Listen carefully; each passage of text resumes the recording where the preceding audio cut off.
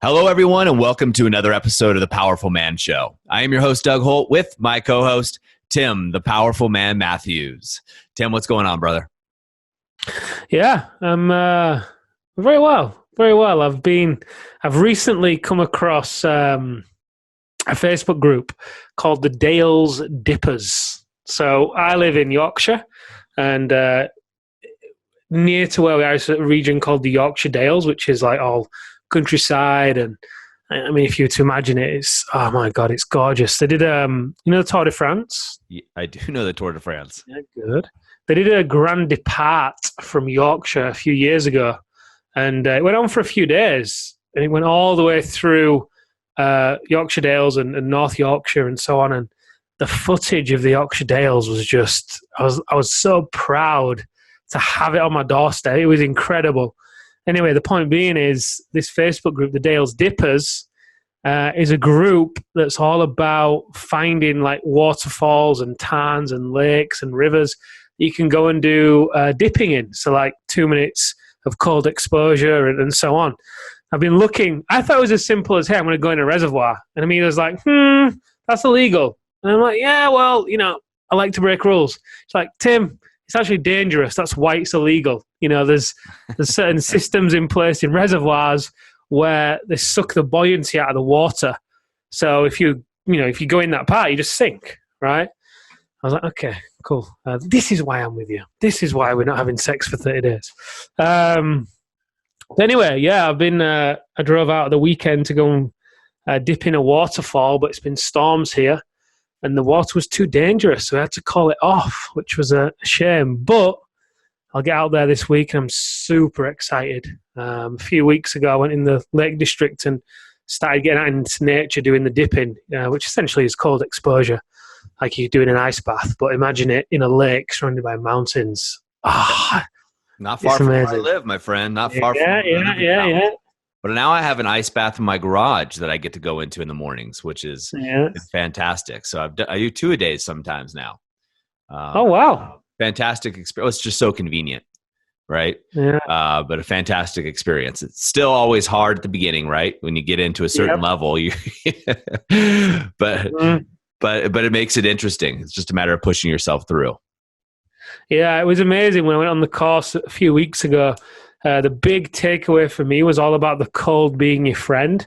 Instead of before me going into it, and I could be in it, but I'd be resisting it and breathing. And it was the big shift for me came when I was able to almost surrender into the cold. And instead of there being me and the cold, it just became like there was no separation.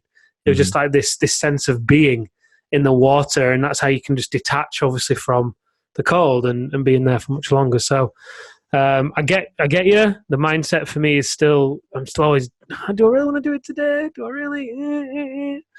But you just step to the line, don't you? And then as soon as you're in, it's incredible. So yeah, I'm really, really enjoying my my journey with this breath work and cold water therapy, and continuing to develop my health.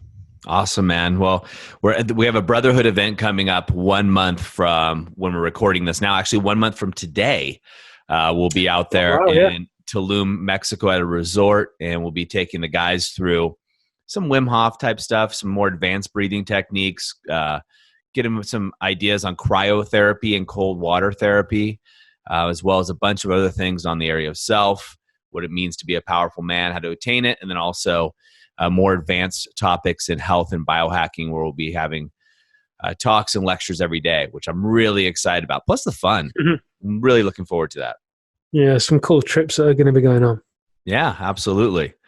Well, Tim, one of the things that I want to talk about today is the idea of how, as men, we get older. I have kids, as you know, and we start to look at ourselves, what does it mean to be a father, a powerful man and a father? And oftentimes, a lot of the men that we see, and I've certainly noticed this myself, is you recognize patterns that are coming up, patterns that are, from your family, right? What was your dad like as a father? What was your dad like as a man? And are you repeating those same patterns, right? That's your role model. Or are you going the opposite way? Are you using your father or your mother, depending on what circumstances you have, as a beacon to make sure you're not going the right way? because it's often said you can learn from two different people, right? You can learn from the role model of how to be a powerful man, how to be a powerful father. But at the same token, the guy that screwed everything up, you can learn just as much from him of what not to do, right? What you don't want to do, the path you don't want to go down. And oftentimes when we talk to the men, they complain about some of the issues that are going on in their lives. And what ends up happening is that's the same way their dad did it. Now, not a blame situation. Their dad didn't have a program or a system like the activation method, the alpha reset, or the brotherhood, which to go through. And they were doing the best they can and probably mimicking their dad, who mimicked their dad, who mimicked their dad, et cetera, and down the line. And no one was there to actually break the chain. And I think it's a fantastic thing for the guys to look at. And guys listening to this, when you think about if you have kids, how are you as a father, and are you actually doing some of the same things your dad did? Are you being sarcastic? Are you snapping at your kids? Do you discipline your kids the same way your dad did? Or maybe you plop them in front of the TV on Sundays to watch cartoons because that's what you did, right? Easy babysitting. What are those patterns? And I think it's more important, Tim, to look at the patterns that aren't right in your face, right? Those things you do subtly because you just think it's the way it is versus the way it could be. How would you without going into unconscious commitments, but spotting those patterns that are subtle, it's much it's all right for us saying this, hey, spot the patterns that are subtle, but obviously they're subtle. So yeah, it's a good question. So as you know, my father and my stepmom came to visit. They were here for about 4 days, and I just got to sit back and observe the way my dad tried to be a grandpa to his grandchildren, my children, and the ways of being he was within his marriage. And, obviously it's an outsider's perspective.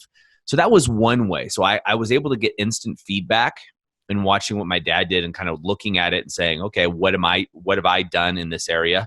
Even if it's only 10%, right? Just a little bit of that pattern. The second thing, though, I think you can do that if you don't have that optics or that the ability to have your father or your mother or whatever right there in front of you, is to just write down what's going on, right? So in terms of kids, how do you discipline your kids? How are you present with your kids? How do you play with your children? Do you read to them? And really marking during your day of what you're doing.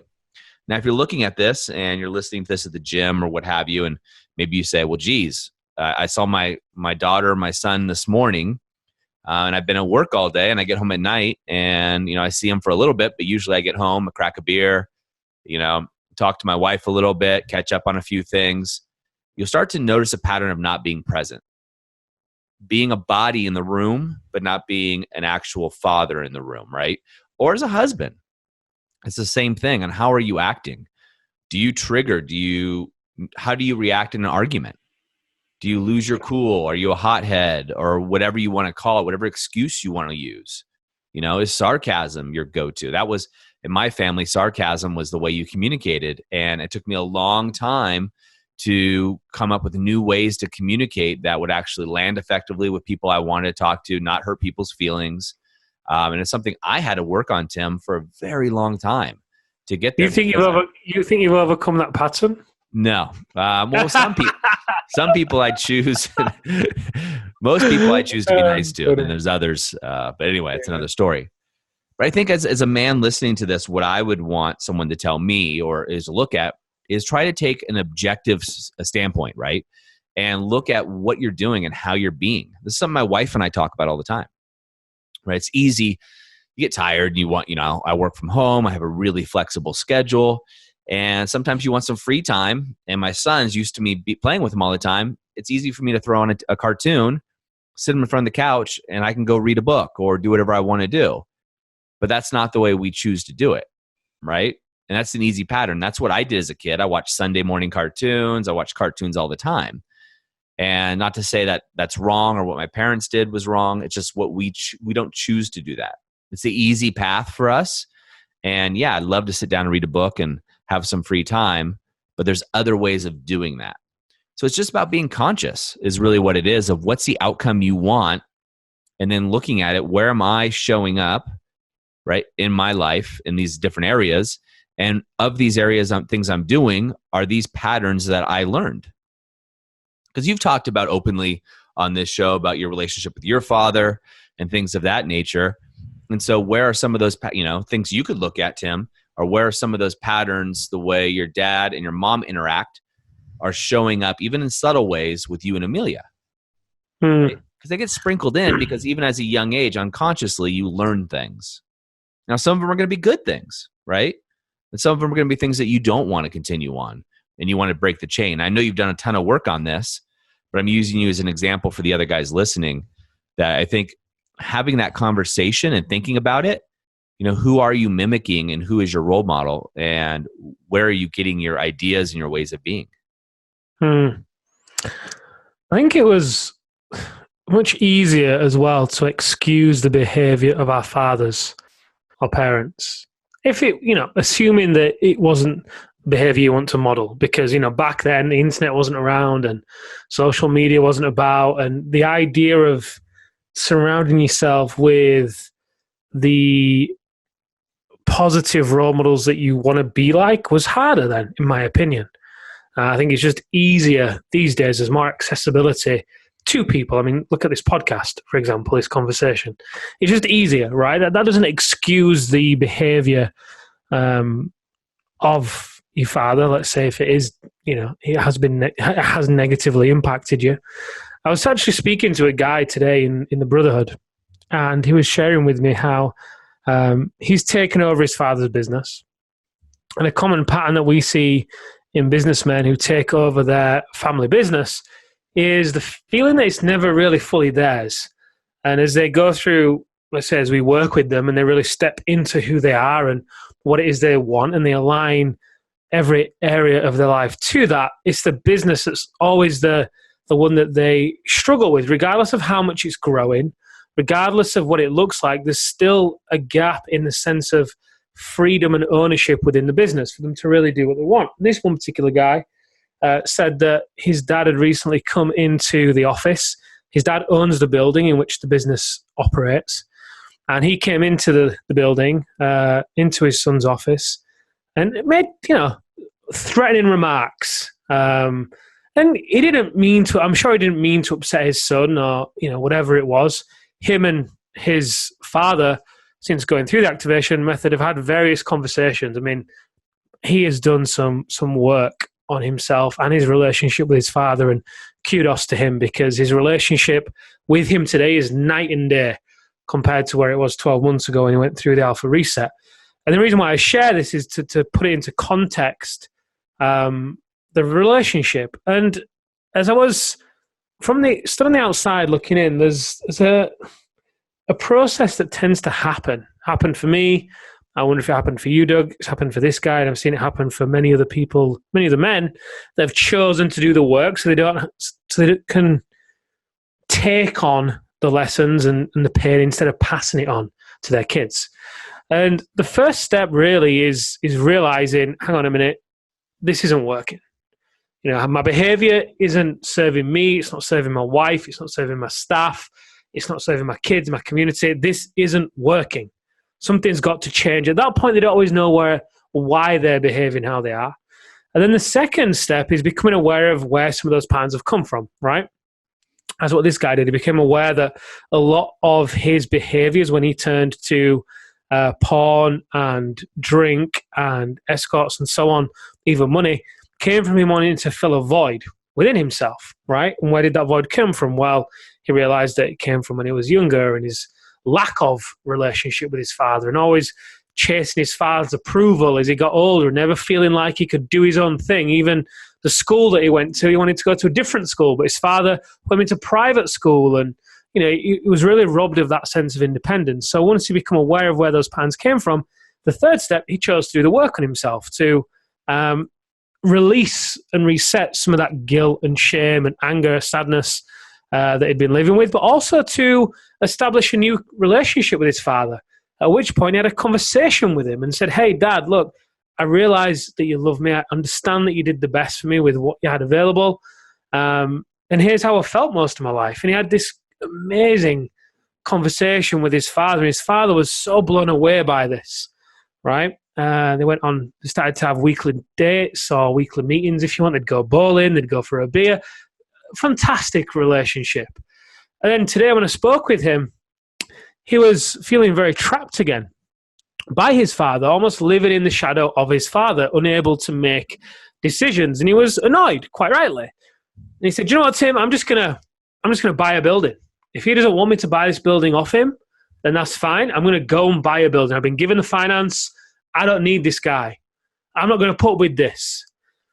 And what I shared with him, which is kind of the next step to this, is he was getting sucked back into feeling guilty about this, because he felt like he was judging his father, and he wasn't. He wanted to take a stand for himself, but he wasn't sure how to do it without upsetting his father. But the reality of the situation is he's done the work on himself now. So he can read between the lines a little bit of where his father's need for control is really coming from in this situation. And he has a choice. He can either choose to be reactive and get sucked into the drama and fight for the building or whatever it is, or he can take a step back and see it from the outside, just like you did on the sofa, watching your stepfather and watching that go on. You can be on the outside, looking in, and he can then choose to see where his father's control is actually coming from, which is just his insecurity and all the pain he's been through. Sure. Realize and recognize that his father's still in that place of pain, regardless of the facade that he's putting on in front, and still choose to move forward and do it in a very loving way, loving for himself and for his father in a way that he communicates. So he doesn't fall out with his father, because that's the guilt here. He doesn't want to ruin the relationship that he's repaired, and he also wants to feel free to be fully expressed in the way that he wants to be expressed.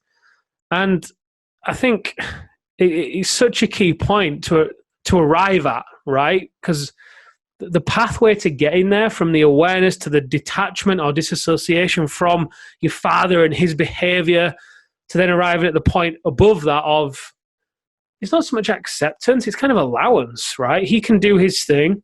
I'm not always going to accept it. I'm going to own my boundaries, and how he chooses to respond is how he chooses to respond, and I'm going to continue moving forwards. And I think once you arrive at that point, you can take the lessons that your father demonstrates in a very different way, rather than just looking for the bad and the ways it may have harmed you and hurt you. You can also look at the things he did great and look at it from a different lens of, holy shit, he just did the best he could with what he had available, and wow, that guy must have been in pain, or wow, he must be in pain. I'm so grateful that I'm doing the work. There's really no excuse for men of today to not be doing the work. With the access to the internet, the role models around them, transport's easier, everything's set up for you to be able to seek out the type of information and role models that we all require as men in order to be the father you want to be, right? I think in doing that, there's a lot of freedom that comes in the relationship with the father. It's a great space to be. Yeah, I think we got two different things here to consider, right? One is your relationship with your father, but two is, who do you want to be as a man, right? And they're two, to me, they're similar. They tie into each other. And are you repeating the patterns? The relationship's one thing. I know the man you're talking about, and he's a great guy. He's done a lot of work there, and it's been awesome to see that. And he's repeating some of those patterns. He was, yeah, for sure. And I think that's the point that I'm bringing to the table here is that's the key for me, at least from my insight, was, are you repeating the patterns? And if you're not, applaud yourself, right? How great is that you're the one breaking the chain? You're the one breaking the cycle. Go ahead. Sorry, I threw you off. I agree. I think the key thing is the patterns here, but there's no but. And at the same time, I know in the past for me, when I became aware of the patterns, I chose to end them, but it came from a real place of judgment against my father, and a real sense of frustration at some of the things he'd done and so on. So, I think there's so much power in being able to be aware of the patterns, like you say, and break them rather than from a place of judgment or anger or whatever for your father. And, it could quite rightly be justified. I'm not here to say it isn't. But instead, coming from a higher level above that, where it can just be a different experience for everyone involved. Yeah, no, we agree on that. So I think what's important for the guys, in my opinion, Tim, for the guys listening here, is, are you consciously creating your life? And I think a lot of us walk around with so many unconscious beliefs, unconscious actions. It's just the way we've grown. It's just the way we are, right? So for example, everybody's got a friend that's a hothead or whatever. They get upset, or did when they were in their teenage years. That's a learned behavior. Now there's some biochemistry with that too, but you can get around those things. Or how you react with your wife and the triggers that you have, or your spouse and your partner in your case, Tim, those are learned reactions, right? It's just like a reflex when a doctor hits you in the knee and your leg kicks up. It's the same thing. Now, for most of us as a dad, my learned reactions to my son or to my daughter, the way I react, I can pinpoint a lot of those things back to the way I was raised, right? Almost formulaic, like, okay, why did I do that? Why did I yell at my son and take his jacket away and say, throw it in the car and say, if you don't want to put your jacket on, you're not wearing one? Did that show up where did I learn that was acceptable or that was a good way of doing things? Right? It didn't just occur to me randomly. These are learned patterns and behaviors. I have a newborn 1 month, right? It's a little girl, and she is watching and mimicking as much as she possibly can the things that we do. So if I stick out my tongue, she tries to stick out her tongue, right? My son is always watching and listening to things I do, and he's mimicking them. We had our grandparents visiting, and he says stuff like, golly geez. Well, that's not something my wife and I say, or he learned that from his grandparents. So point being is that's being programmed at such a young age. He's learning ways of being is all I'm saying. And as a man listening to this, what are your ways of being? You just know it just is, right? It's just the way things are in your head unconsciously. And I'm throwing out on the table here that you want to look at those unconscious things by watching your behaviors. Right? When you get upset, why are you getting triggered and where did you learn that from? Now, by going back historically and figuring that out, it gives you more power in the situation to make the change.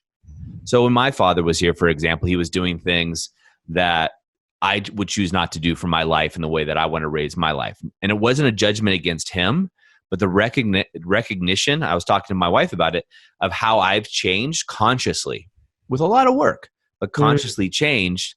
I took a moment to celebrate myself without judging him. I have nothing against the way he does things and the way he lives his life. He could be doing it 1,000 times better than me, but it's not better than me for me, if that makes sense, for the way that I choose to live and the way that I want to be doing things. And what I'd love to throw on the table, Tim, is because I wish somebody would have told me this years ago before I figured it out, is, for the guys listening to this, the pain, the things you're going through, the strife, the struggles, are these learned behaviors? Are these learned patterns? And a hint, the answer is yes. You're depressed. You probably learned how to be depressed somewhere along the way, right? If you're happy, it's the same thing. You're mimicking a pattern of behavior one way or the other. And by learning that where you mimicked it, again, it gives you more optics. And with the optics and knowledge, you now have more control and you can take the power back, so to speak. Right? You can reclaim who you are. We talk about the alpha reset. That's one of the beautiful things about that is guys are resetting and reclaiming the men that they are. And, we're breaking familial patterns, things that have been going on for generations for these men. They're brilliant guys. They're alpha guys. They're brilliant, super intelligent men. They just haven't had a mirror put in front of them so they can see what they're doing and what's possible. Then they can make a conscious decision of the man they want to be moving forward in their life. And that's where it gets really powerful. Yeah. And I think the key word there as well is conscious, right? Because if you become aware of these patterns, but then I'm going to do the opposite, you're not really, you're reacting, right? You're not really choosing what you want to create. And like you said, there's I love what you bring into the table. Just the awareness of the patterns and the questions around, well, where did they come from? Why is it this way? Does it have to be this way? What if it was different? What would that look like? How do you start becoming aware of these patterns? And then what if you're able to change them? It's a great, it's literally a life-changing conversation. It's something that, you and I will go back and forth on, God, continuously, right? Yeah. As you grow and evolve, they'll come up, different patterns will come up in different ways. And it's a continual journey. Yeah, and you can look at this in so many areas, but guys, if you guys listening to this right now, what I encourage you to do is look how you're behaving in your relationships, right? So maybe it's with your children, maybe it's with your spouse, right? How are you behaving and what is it not serving you, right? And now look at where you got that from, right? Where to go back in time and look at that. And, I know for a lot of men out there, it's going to be tough. And ironically, the more intelligent you are, the harder it is to do these exercises, Tim, because your brain fights against you. But if you're having problems, reach out for help. Go over to thealphareset.com, get a training, get on the phone with Tim or one of our master coaches and have a conversation. This is not easy stuff to do. You need to be open-minded to change. You need to be open-minded to possibilities. And not everybody is. Some people like the status quo. But this is definitely for men, and I'm talking to men who are looking for something not average, above average, right? Extraordinary. So if that sounds like you, go over to thealphareset.com and you can get some more information on what we do with men, just like yourselves and just like me. And I encourage you guys to look at your patterns, look what's going on, take a day, take a moment, take a week, and really look at what you're doing. What is your style? What is your behavior? And you'll start to see some things that may be great and some things that you might want to change. But the key is actually taking the action and doing the work. With that said, Tim, thanks so much for being here, guys. That's a wrap for us at the Powerful Man Show. We'll see you next time.